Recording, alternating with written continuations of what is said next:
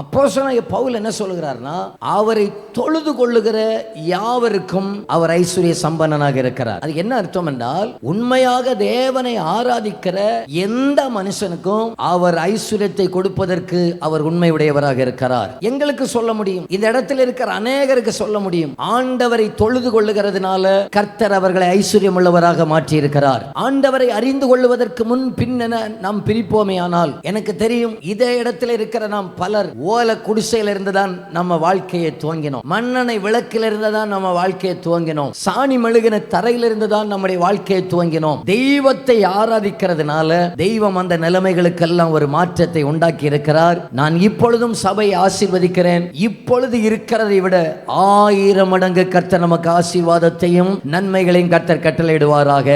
இன்னும் சத்தமா அந்த ஆமேன சொல்லிருங்க பார்க்கலாம்.